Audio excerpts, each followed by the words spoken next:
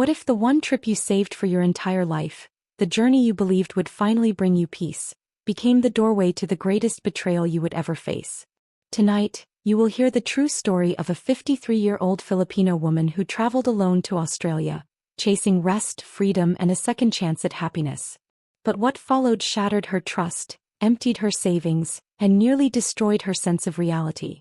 This story involves love that felt real, help that seemed genuine, money that vanished without warning, and a secret that crossed borders.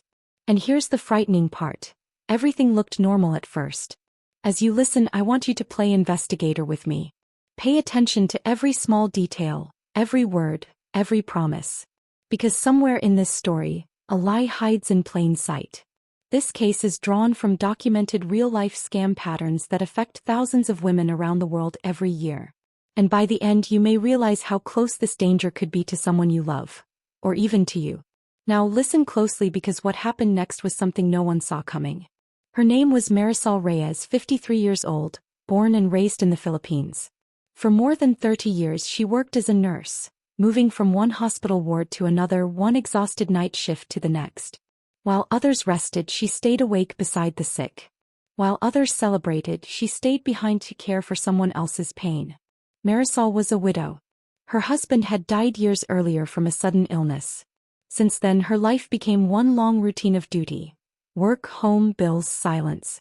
Her 2 children had grown and built lives of their own overseas. They called when they could. They visited when schedules allowed. But most nights Marisol ate alone. She never complained. She told herself this was what strength looked like. But inside, something was fading. After decades of caregiving, her body grew tired. After decades of giving, her heart felt empty. Then burnout came quietly. Sleepless nights, heavy thoughts, the feeling that life was passing her by while she stood still. One evening, after a long shift, Marisol sat alone in her small apartment and stared at her reflection in the dark window. For the first time, she asked herself a question she had avoided for years. Is this really all my life will ever be? That night, she opened her phone and searched for places she had only seen in movies. Blue skies, open waters, quiet beaches. Her eyes stopped on Australia. Safe, beautiful, far away from everything that reminded her of exhaustion. She told herself this would not be an escape. It would be healing, a reward for a lifetime of sacrifice. Still, fear held her back. She had never traveled alone, never crossed an ocean by herself, never chosen herself over everyone else. For days she wrestled with the decision. Sleep became difficult. Her thoughts bounced between excitement and doubt. Then one morning, just before a hospital shift, she did it. She tapped the screen. She booked the ticket. When the confirmation email arrived, her hands shook. Her heart raced. She felt hope and fear at the same time. Marisol told no one at first. Not her coworkers, not even her children. This was her secret promise to herself. For the first time in decades, she was choosing her own life. When Marisol arrived in Australia, the first thing that struck her was the light. The sky was wide and clear. The air smelled of salt and ocean wind. Everything felt open, calm, and new. Her resort sat along a quiet stretch of coast just outside the city. White buildings lined with glass balconies. Palm trees swayed gently in the breeze. The sound of waves rolled in steady and soft like slow breathing. For the first time in years, no hospital alarms echoed in her ears. No rushing, no urgency, only stillness. Staff greeted her with easy smiles. Other guests walked past in light clothes, holding drinks, laughing freely. This kind of comfort felt unfamiliar to her, almost undeserved. That afternoon, while checking in at the front desk, she struggled with a small issue. Her room key would not activate. She stood there quietly, not wanting to cause a scene. That was when a man stepped forward. He introduced himself as Daniel Moore, a hospitality consultant who worked closely with the resort's management. He spoke in a calm, steady voice. He apologized for the delay as if the problem were his fault. Within moments, he fixed the issue and personally walked her to her room. "You've traveled a long way," he said gently. "You shouldn't be worrying about small problems on your first day." His manner surprised her. It wasn't flirtatious. It wasn't forced. It was simply kind. When he learned she was from the Philippines, his face brightened. "My mother lived in Manila for years," he said. "She always said Filipinos carry quiet strength. I see it now." That sentence stayed with her longer than she expected. Over the next few days their paths crossed often, but never in a way that felt planned. At breakfast in the lobby once near the pool. Each time Daniel was the same, polite, respectful, attentive. He never invaded her space, never rushed conversation. He listened when she spoke, asked thoughtful questions instead of prying ones. He talked about his years working in Southeast Asia, about community projects he'd been part of, about how much he admired the warmth of Filipino families. His tone was humble, educated, measured. To Marisol he seemed different from other men she had known. No loud promises, no exaggerated charm, just calm presence. Still inside her a quiet warning lived. She reminded herself she was alone in a foreign country. She reminded herself not to trust too quickly. But another voice whispered something she had not heard in years. You are being noticed. You are being seen. That feeling unsettled her and warmed her at the same time. For the first time since her husband died, someone looked at her not as a caretaker, not as a nurse, not as a tired widow, but as a woman. And that was the beginning of her confusion. After that first meeting, Daniel seemed to appear everywhere Marisol went. At the breakfast terrace, near the elevators, along the coastal walkway at sunset. Each encounter felt accidental. Too accidental. He would smile gently and say things like, "Funny how we keep running into each other." Marisol laughed it off at first, but a quiet part of her began to notice the pattern. Soon those brief greetings turned into shared meals at the cafe near the water, then into long walks along the shore as evening fell, then into quiet city drives where Daniel showed her hidden lookouts and calm streets away from tourists. He listened to her stories without interrupting, her years in the hospital, her husband's sudden death, the nights she cried alone in silence. And when she finished, he surprised her. He spoke of his own losses. A broken engagement, a failed business, years spent trying to rebuild a life that collapsed without warning. Their pain matched in shape if not in detail. And in that sameness, a closeness formed. They talked about regrets, dreams they never chased, the lives they imagined in younger years. For Marisol, it felt like opening a door she had locked decades ago. Soon their connection moved beyond meetings at the resort. Her phone began to light up each morning with good day messages, then voice notes during her afternoon rest, then late-night calls that stretched into the early hours. Daniel's words were gentle, carefully chosen, always supportive. "You carried everyone for so long," he told her softly one night. "Who is carrying you now?" That question stayed with her. Slowly, without noticing when it began, emotional dependence settled in. She started checking her phone first thing in the morning, waiting for his messages, measuring her mood by his tone. To you, the listener, the pace now feels uncomfortable. Too fast, too intense, too much, too soon. And yet to Marisol it felt natural, comforting, long overdue. Then came the first warning sign. One evening she casually suggested meeting someone from his life. A colleague, a friend, anyone. Daniel smiled but didn't answer directly. Another time she asked about visiting his home or office.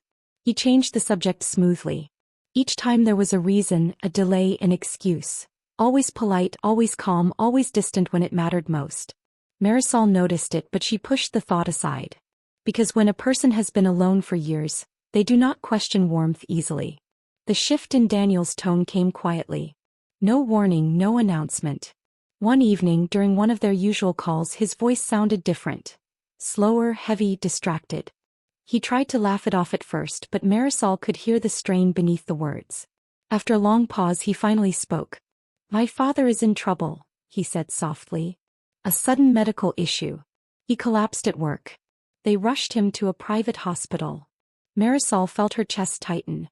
Daniel explained that his father had no proper coverage for urgent treatment. The hospital demanded payment before continuing tests. The amount was high, too high for quick access. His voice cracked as he spoke, but he never once asked her for help. In fact, he did the opposite.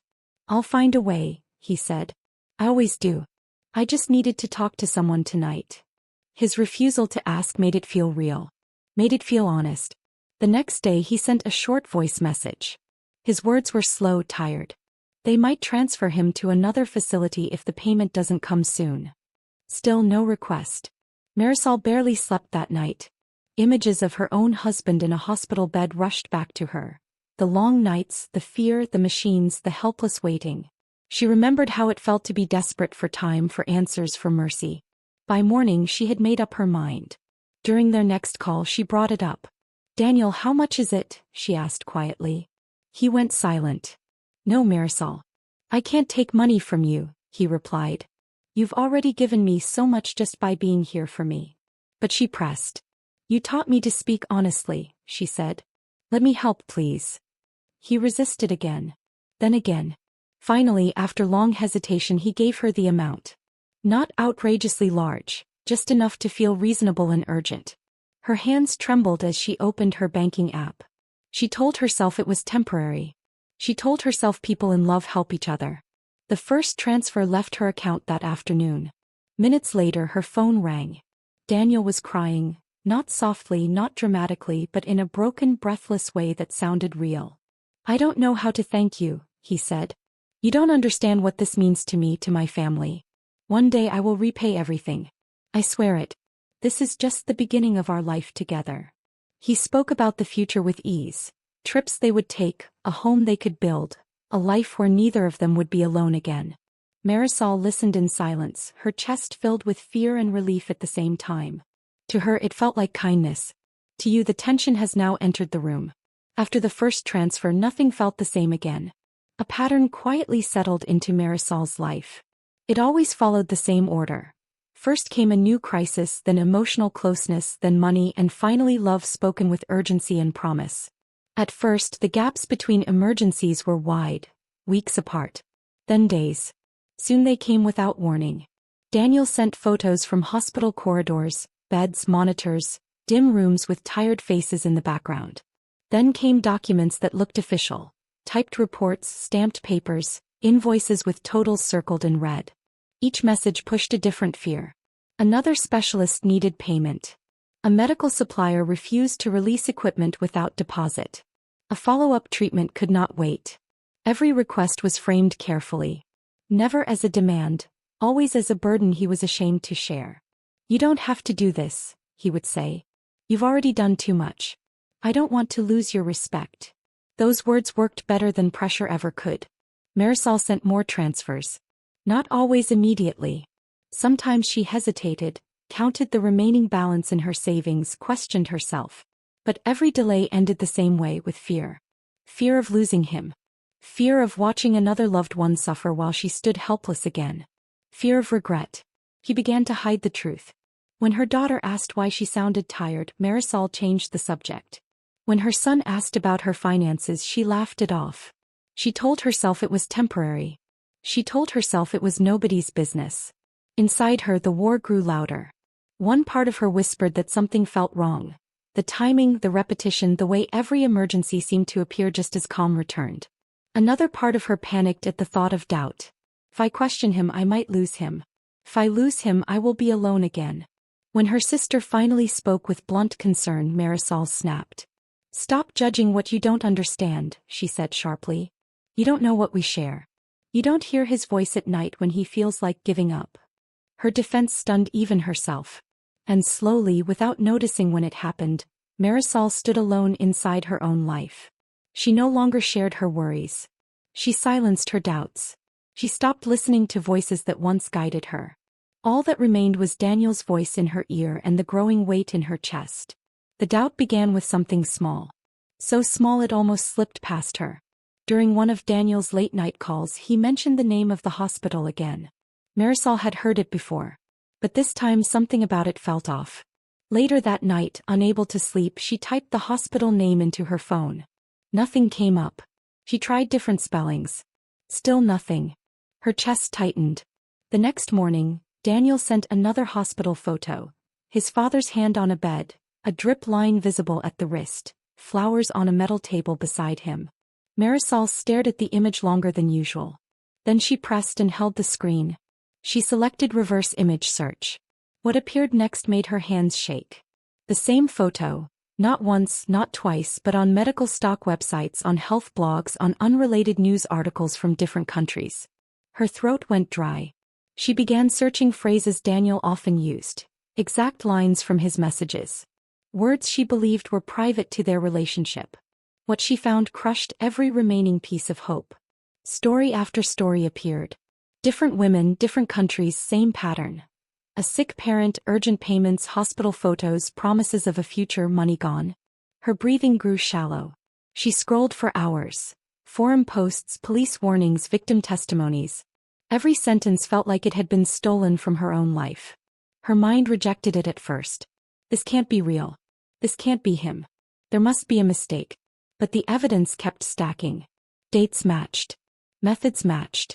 Even the phrases were the same. Marisol pushed back from the table and rushed to the bathroom. Her stomach turned. Her body shook. She leaned over the sink, fighting nausea.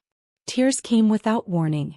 She slid down against the wall and sat on the cold floor, her phone still glowing in her hand. Her chest hurt. Her hands trembled so badly she could barely type. Months of messages now read differently.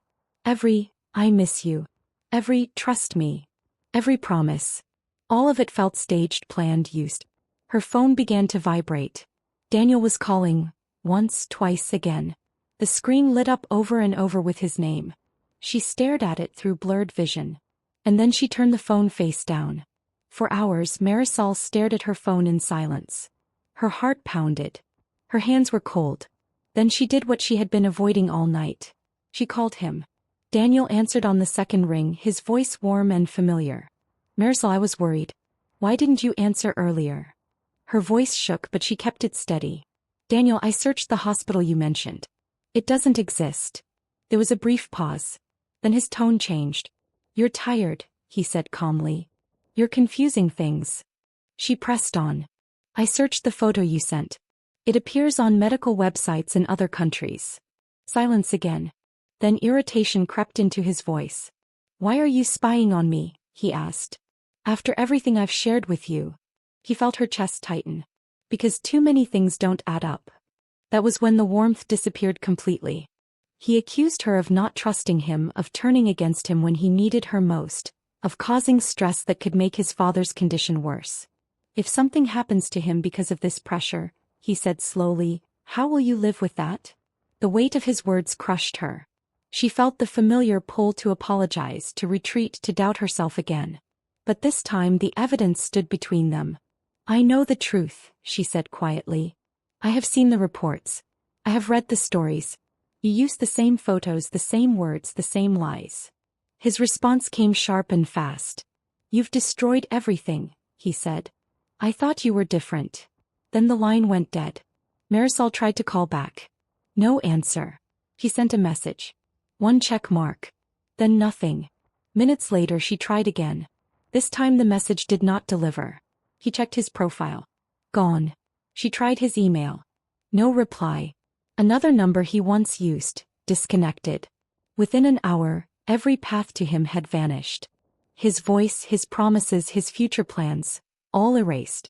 Marisol sat alone in her apartment, staring at the empty screen. The truth settled in slowly. There had never been a Daniel. There had never been a shared future. There had only been a story written for her and sold to her piece by piece. And now, with a single silence, the illusion collapsed completely. The next morning, Marisol walked into a police station with trembling hands and a folder filled with screenshots, bank records, and messages. Her voice broke as she explained everything from the beginning. The officer listened quietly, nodding as she spoke. Then came the words that changed everything. You are not the first. The officer told her that hundreds of women across different countries had reported nearly the same experience. Same patterns, same emotional setup, same financial trap, different names, different faces, same results. It wasn't one mistake. It was a system. Weeks later, Marisol attended her first support group meeting in a small community center. The room was quiet at first. Then one woman began to speak. She was from Canada. Another from Singapore, then one from New Zealand. Different accents, different ages, different lives. But when they described how their relationships began, the words felt identical. A kind man. A sudden crisis. Hospital photos. Requests wrapped in shame. Promises of forever. One woman slowly pulled out her phone and placed it on the table. This is him, she said. Marisol leaned forward. Her breath caught. It was the same face. Only the name was different. In that moment, the truth became impossible to deny. This was not romance gone wrong. This was organized crime built on emotional control. Women who had never met each other before began to cry together. Not only from loss but from recognition. Anger surfaced. Shame lifted. Strength returned. For the first time since Daniel vanished, Marisol felt something she had not felt in months. She was no longer alone. What began as one woman's report soon crossed borders. Investigators from multiple countries started sharing files. Bank trails were followed. Phone records were traced. Online accounts were linked. Each new victim added another piece to the same puzzle. Slowly a network emerged. When the story finally reached the media, everything changed. News outlets reported on the growing number of cases. Families recognized faces. More victims stepped forward. Then one morning Marisol received a call. "They have him," the officer said. The arrest happened quietly. No cameras, no dramatic chase. Just a door opened and a man in handcuffs walked out. Weeks later came the courtroom. Marisol sat with other women in silent rows. Some held documents, some held tissues. All held the same quiet tension. The man stood before the judge with a different expression than the one he once used to promise love. No warmth, no softness, only a blank stare. The evidence filled hours of testimony, transfers, false documents, multiple identities, dozens of victims. When the judge finally spoke, the room went still. The ruling confirmed what the women already knew. This had been planned fraud, not a misunderstanding, not failed romance. A deliberate crime built on trust and lies. Some funds were ordered returned. Some sentences were passed. But not every loss could be recovered. The money did not fully return. Some savings were gone forever. Plans she once made quietly disappeared with it. And trust was no longer easy. Marisol became careful with every conversation, every promise, every warm word from a stranger. But something else began to change. She reached out to her children and told them everything for the first time. Not the edited version, not the brave version, the full truth. There were tears. There was anger. There was guilt. But there was also forgiveness. Her family drew closer than they had in years. Not through strength alone but through honesty. Slowly, Marisol learned to sit with her pain instead of hiding it. She learned that being strong did not mean being silent. She learned that asking for help did not make her weak. Soon she began attending every support meeting. Then she started staying back after each session, listening to new victims, holding their hands while their stories broke apart. One day a counselor asked her, "Would you like to help us guide the next group?" She hesitated. Then she said, "Yes." Marisol did not become fearless, but she became steady. Her pain found direction. Her loss found meaning. The experience that nearly destroyed her became the reason another woman would not fall into the same trap. If you are listening to this right now while feeling lonely, if grief still visits you at night, if part of your heart is still hoping to be seen, chosen, and loved, then this story is speaking directly to you. Because the people who cause the deepest harm do not always arrive with harsh words or threats. They do not always look dangerous. They often arrive with gentle voices, patient listening, and soft promises. They look kind. They sound careful. They feel safe at first. The warning signs rarely begin with fear. They begin with comfort that comes too quickly, with closeness that skips time, with affection that settles in before trust has had space to grow. Then comes urgency. A crisis that cannot wait. A problem that only you seem able to solve. Then distance from the people who love you most. Not by force but by quiet separation. And before you realize what is happening, you are no longer choosing freely. You are reacting from fear. This is not about intelligence. This is not about age. This is not about weakness. This is about human need. The need to feel valued, the need to feel needed, the need to feel less alone. And that need is never wrong. But it must be protected. Because love should never arrive with pressure. Care should never demand secrecy. And anyone who truly wants a future with you will never need to hide you from the rest of your world. You might think this story ends with an arrest. You might think this is where the danger stops. It doesn't. Months after the trial, new reports surfaced. Different countries, different names, same methods. The man who targeted Marisol did not work alone. Others like him are still active right now, using new identities, new photos, new stories, and the same emotional traps. These scams do not stop. They only change faces. And somewhere at this very moment, another lonely heart is being studied. Another story is being written. Another lie is being sent. That is why this story cannot end in silence. Share this story. Protect someone you love. Subscribe so more people can be warned, because awareness is the only shield many people have. And remember this, she traveled looking for peace, and barely escaped with her life.